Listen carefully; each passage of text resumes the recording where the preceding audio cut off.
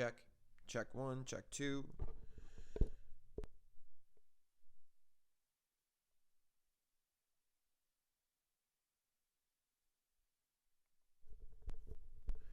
Check one, check two, check three, check. Hey. All right. So, welcome to the first couple things that I've missed. This is YY Screenwriters. This is your host, Patrick Hampton, PH. I am a screenwriter in the indie market right now. I have a lot of work that has been getting honorable mentions, a lot of work that has gone. It's doing what it's meant to do. And I'll leave it at that. First drafts, a lot of marketing experience, and this is why I tacked it the way I did. This show is a screenwriting show about the craft in general, also the perspective of screenwriters in general and where their mind was coming from. And the reason why I'm doing this is the last day of 2015, and I'm going to start off 2016 as strong as possible.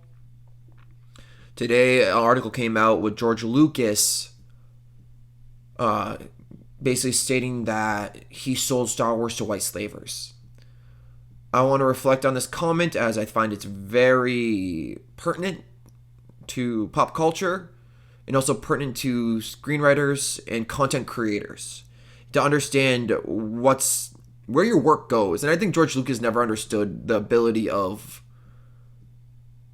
the power of the written word. And you look through history, look what the Bible's done, look what the Quran's done, look at the Tibetan Book of the Dead is done. Look at what there's so many scripts and there's so many things like I can't even think about in historical reasoning that have done to change it. Scientology, L. Ron Hubbard. This is one thing as a content creator we need to be aware of, that once our content gets out, it goes into a creative hive and people will take ownership over it because they relate to it, they see something in their life, it becomes part of them. And we have the ability to manipulate and also the ability to guide civilization as writers. And this is where, a lot of people that call themselves writers don't understand the power or the ability that you really have. So when George Lucas wrote Star Wars, he wrote it originally as a space opera. And as a space opera went there, he's an experimental filmmaker, and using technology and using special effects, he achieved a brilliant piece in the time. That was not just revolutionary, but also used revolutionary technology, and he literally pushed the boundaries of filmmaking. And as a new filmmaker, I respect that highly of him, and he is one of my idols because of it. Star Wars for me, I grew up watching it. 4 years old to be picking up the first trilogy, and this is in the early 90s. So when I state that, I've watched the episodes too many times. I saw 1, 2, and 3 in theaters right when they came out. Multiple times, too, afterwards. And it's part of who I am. But as a storyteller, I actually appreciate George Lucas' comments over anybody else. And I think big business needs to understand the catch-22 of what happens. From a marketing standpoint, yes, Disney's done the right thing. From a story standpoint, they destroyed a trilogy. I look at Star Wars 7, 8, and 9 as the greatest fan fictions of all time, in the genre specifically. It gives somebody who's a master in the craft the ability to do a fan fiction film, where there are many people or indie filmmakers that do it themselves all the time. J.J. Abrams is amazing at his craft. J.J. Abrams is one of my heroes and always has been, as I grew up idolizing him through his early TV work. George Lucas made this comment. After trying to do 1, 2, and 3 later in his career, he ended up dealing more with the business side of things and people telling him how his series should run. We need to respect that George Lucas was the creator, and this is why in contracts people had to sign a contract stating that they don't tell George Lucas how the Force works. As a writer, you do a lot of research and you do a lot of comprehension in figuring out, and you're more of a philosopher than you are really a content creator, if you're truly a writer. There's a lot of people know how to technically get things done right, but they don't understand the philosophy behind it or understand how you got to the point or why it's explained the way it is.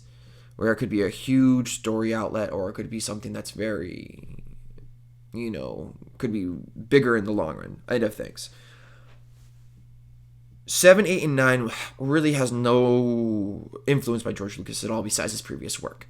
Which, yes, you can state that, it is Star Wars because of that. If George Lucas was dead, hey, we could, but it'd still be a fan fiction. But he's alive and well and living, and he created Star Wars, or was involved with Star Wars 5, 6, and 7. Well, 4, 5, and 6. 1, 2, and 3. And the orders that they were made, I'd rather watch them that way because that's where they were created and envisioned. But George Lucas, it's his series, so what he says actually goes and is the truth behind it all. 7, 8, and 9, he might have had some stuff consulting the story, but 1, 2, and 3 lost a lot of his passion for it. I think that's why 1, 2, and 3 were really sad. We really lost the passion of it, where the passion in 4, 5, and 6 were just absolutely outstanding and revolutionary. When we make film, we forget that, media translates energy. And when we're translating the energy, it actually is captured. So I'm assuming those sets were kind of slave labor situations, and that's how it kind of got translated. And I see it on a lot of big sets all the time. It recently just happened in Hell on Wheels. So as I'm getting ready to create my own series, and I'm starting to come out, and my work is getting out there, where I'm very humbled by that, and also I want people to understand that they can fuck off in this situation, because I'm not going to be folding over like George Lucas. If I would have been, it'd have been 5, 6 years ago. And you have to really have that integrity of your work now and understand it's about the message and it's about the movement. And this is where the change of media has come into play, where it used to be about the marketing and the money. And economics and philosophy are changing worldwide as we speak, as we're getting into a more of a connected community universally on this planet. And, as we start searching through other dimensions and connecting out to other consciousness. And this is one thing. A conscious being, by the way, is a being that we can communicate with and understand. There are many conscious beings on this planet, but we are ignorant in our own minds to really speak to them. And this is where filmmaking has really been lost. It's the same philosophy. I'm a student of spirituality as I am a student of film and psychology. So George Lucas, you look like a little bitch with those comments. I understand why you made them, and you have all the right to make them and complain as much as you want about the series and how much you don't agree with the movements or the decisions at all. But the one thing about it, man, is that please step up, take responsibility. And I think the best thing you can do, instead of say you're shooting films with your friends, so your friends are all, movie stars and, big writers now because of what you've done and idolize you, find people like me and start making some fucking films. Experimental. Start getting down to the gritty and get back to the basic of what filmmaking is. Because simple enough, the new generation are the ones that come up from adversity, consistently succeeding. But this is one thing the industry has been consistently ignoring. So, get off your shit, find some young filmmakers, make good products for audiences, spreading positive messages with your fucking genius. Please, thank you. And Disney, sometimes businesses and paperwork and litigation and people that think they know better in the craft need to take a step back. And this is where a lot of studios and a lot of executive producers really, really need to get a check. As a storyteller, I've studied my whole life to get to this point. When I state that I've studied everything from human migration to the histories of story. And you're telling me, and people are telling me that people that are learning the craft, saying they can do it in a year, yes, you have that diamond in the rough person that can go or go through school to understand the technicalities of it, but don't understand the spirit behind it or the soul behind it. That's exactly what we're missing right now in a big budget is soul. The soul of a project. The soul that Star Wars 4, 5, and 6 had. So it's time to bring the soul back to humanity instead of bring it to the money. This is PH. Aloha. You're watching YY Screenwriters. I'm going to do this in a two-take situation. Welcome. You're watching YY Screenwriters. This is PH. I'm your host. Today I want to talk about Star Wars Episode 7, but most specifically a comment that happened. In today's media, George Lucas just stated that he sold out the project to white slavers, aka Disney. He's not wrong. George Lucas was the creator of Star Wars conceptually and creatively for 6 movies. Recently, Tarantino has come out, stating that he's only doing 10 movies. And Tarantino's probably the most independent and creatively unique filmmaker out there. But I just want to go back to George Lucas and stating why I support George Lucas' comments. I don't support how he came out with them. But George Lucas is right in so many ways. George Lucas was an amazing filmmaker. He's a hero to many people. Not Star Wars, George Lucas. George Lucas is an experimental filmmaker. He's used technology and also used creative storytelling abilities to enhance the craft dramatically. And this is why George Lucas is one of my heroes. He's pushed filmmaking in so many different ways, both on film and digitally as an experimental filmmaker. And this is why he needs to be looked more than just the Star Wars billion-dollar brand. Well, recently when Star Wars 7 came out, he doesn't agree with what happened. George Lucas, yeah, he had the opportunity. But what happened was, too, that George Lucas just, got bullied.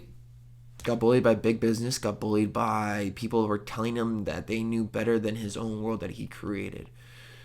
One thing about artists is that you're very narcissistic and egotistical, very opinionated, because in your head is the world that is surviving in the parallel world, really. And when people start interjecting that they know better, and not even helpful, but more in the this is how it is situation, and not like, have you ever thought of it this way, or can you work it this way? There's a reason why George Lucas had it in his contracts that you can't tell him how the Force works, or the Force doesn't physically work in proper physics. Well, in a parallel dimension, physics is different, and that's a proven fact. But the whole white slaver comment is unnecessary in the way that it was just like a crybaby comment in the sense of things. You got bullied to let go of your a child of yours, literally a child. You conceptually conceived it, you nurtured it, you built it. And then you got guys that tell them they have all the options and whatnot, and, preaching about your freedoms and where you can go after this and not have to worry about it anymore. And, money's not an option anyways anymore, which that changes people's philosophy in a lot of things. That George Lucas gave it up, where I wish he didn't. I wish he, kept everything separate and kept it going and actually had his opinion in there, and he finished the trilogy series. And that's what my original philosophy of Star Wars was going to be 3 groups of movies. Three groups of movies, so 9 movies in total. And it was going to start off with 4, 5, 6, 1, 2, 3, and then go back. And it really influenced my way of storytelling. I read a book here or there, a fan fiction, but now I look at Star Wars 7, 8, and 9 as just the largest fan fiction of all time. I love George Lucas' influence, and it breaks my heart. This is why I'm not excited to see the movie, I am and I'm not. I'm excited to see a movie that's a good movie by J.J. Abrams, but to me, it's not Star Wars. Star Wars is George Lucas. George Lucas is Star Wars. George Lucas is bigger than Star Wars. Star Wars isn't bigger than George Lucas. So we're going to be missing a lot of little intricate things that George Lucas would have put into these movies. A lot of arcs, turns, twists, character develops, characters that George Lucas actually created onto people of what they envisioned. And because of that, I'll see it after the new year. But it's not Star Wars. The only way I'd actually accepted this as a new Star Wars is if George Lucas actually died. Or was dead when this was being made. As, an honorable situation where friends stepped up and completed his legacy. But as Disney just bought him out and Disney just did their thing. No. So George Lucas, keep your chin up high. Work on new films. Grab some filmmakers like me who are more than willing to learn from you and learn from everything that you've taught people as an experimental filmmaker. And I'm stating this as, I'm an award-winning screenwriter. So, and, I'm causing noise. And start,